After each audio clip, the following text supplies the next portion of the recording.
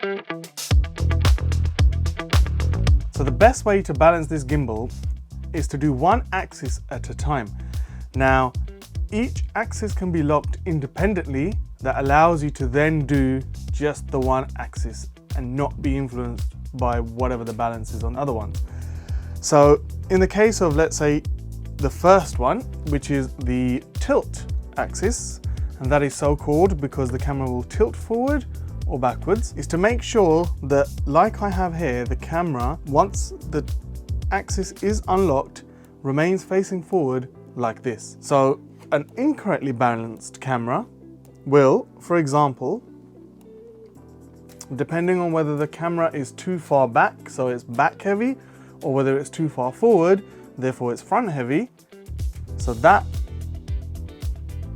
is back heavy because it's gone backwards in the direction of the back of the camera.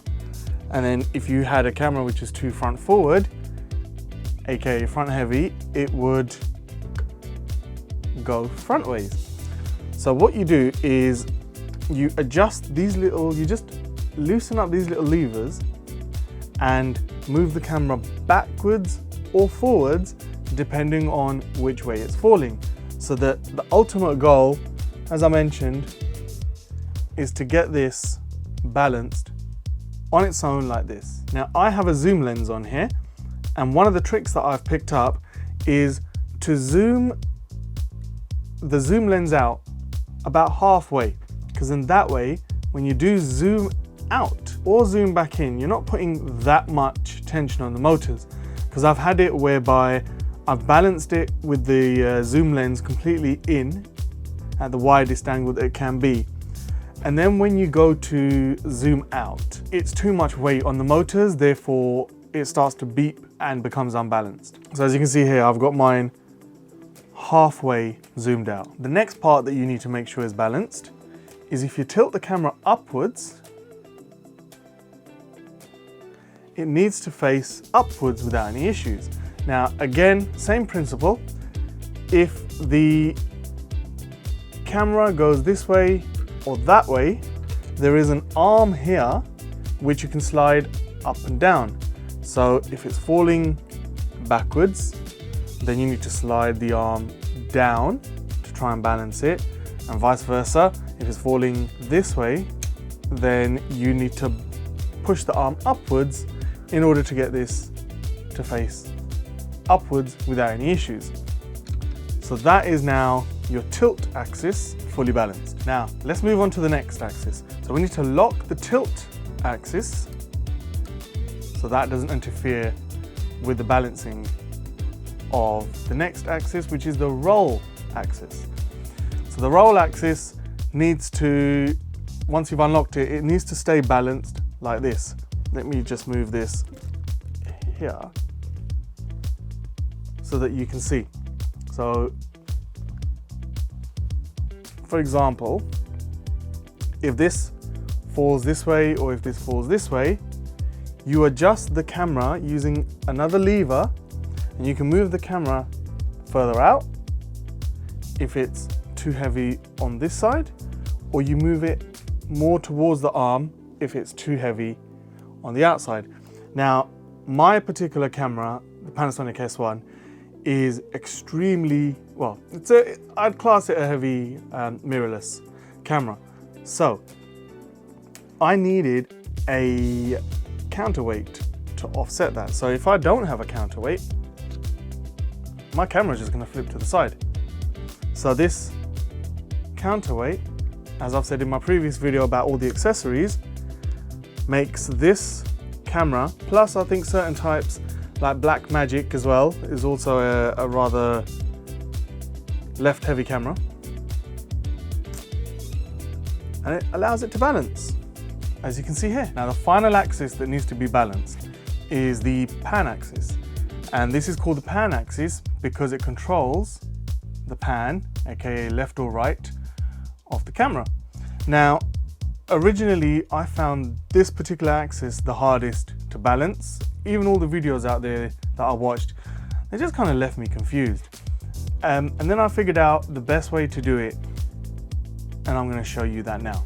So what you do is you lock the other two axes so that the only unlocked one is the pan axis. And you just lift up the gimbal and put it on its side. Now, as you can see, mine stayed where it is. It's not gone forward or it's not gone backwards, because this means that my one is balanced correctly.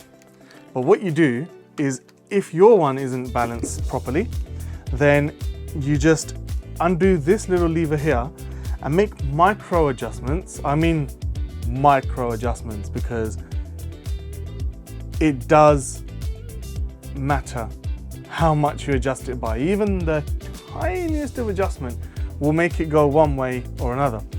So make micro adjustments to this, and once you've achieved what I have, you have all three axes balanced correctly. You know that your camera is fully balanced when you can point it in any direction and it stays there. So this is a fully balanced gimbal.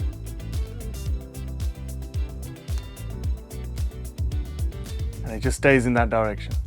If you're enjoying this video and finding it useful, then make sure you hit the like button, and please don't forget to subscribe if you haven't already. Now, once you've balanced the gimbal, the next thing you want to do is turn it on. So the power button is on the left hand side, and you just hold it down until you see the Zhiyun logo. And first thing I do is I go straight into the menu, and then I go to motor, and then I do an auto tune. So that will basically collaborate all three motors depending on the weight of the camera that you have. And that's a really neat feature, so you don't have to kind of dial in all the settings according to what you think the camera weighs. This will automatically sense it and just sort it out for you. Once that's been set up, you then want to go back into the menu, and you want to go to camera and select the make of your camera, so that way you have controls of your camera on the actual handle of the Weebill S. So you can record, you can take a picture, you can control the, like for example my Panasonic, you can control the ISO, you can control the aperture, and you can control the shutter speed, all from the Weebill S itself without having to touch the camera. Now the gimbal has got 6 modes. The first one is pan follow mode. So that means that when you pan to the left or the right, the gimbal will follow the direction you want to go in. However, if you then go forwards or backwards, it's actually going to stay facing that direction. It's not going to tilt up or down. The next mode that it has is a lock mode. So you just flip the switch on the side to the lock mode, and that will mean that whatever you're pointed at, it will stay locked on to that. So for example, if I move left, if I move right, it's still locked on straight. If I move forward, backwards, no matter where my hand turns, this is going to stay locked onto that. Now this has also got POV mode. Now what that means is that the camera will go in any direction that you point it at. So for example, you press the POV mode on the camera, and now anywhere I move, even some random direction, the camera will go in that direction no matter what. This also has something called Go mode, which is a sort of sports mode. So it's like POV, however the responsiveness is faster. So if I want to point this that way, if I want to point this way, it moves faster than normal. It also has a follow mode. So when you press the button on the front, it will follow whichever way you point your camera at. And the last but not least is Vortex mode. So by pressing POV button twice, you access Vortex mode, which allows you to do barrel rolls. Now, a very handy feature of this gimbal is that you can put it into something called Underslung mode, which means you don't have to hold it upright with your hand. You can, in fact, hold it from the top handle and follow whatever's necessary. So you can take low shots if you need to, and some nice shots with that mode. If you put it into Underslung mode and then put it into Vortex mode, you can achieve that nice barrel roll effect that you get in loads of Hollywood films. If you want to center the gimbal, then you just press the front trigger twice. If you want to put it into selfie mode and shoot yourself, you press the front trigger 3 times. And it goes into selfie mode. You have an option to either press and hold the buttons to go into, say for example, go mode or the follow mode, or you can change it in the menu in order to just press once and then press again to get out of that mode. I have all the links in the description for you if you want to make any purchases based on what you've seen here. Now they are Amazon affiliate links, which means that if you do buy something, I get a very small commission from it, but that just helps this channel grow and bring you better and better reviews of products that I obtain. Thank you for watching. Please make sure you subscribe if you haven't already, and hit the like button if you enjoyed this video. Thank you once again, and I'll see you in the next video.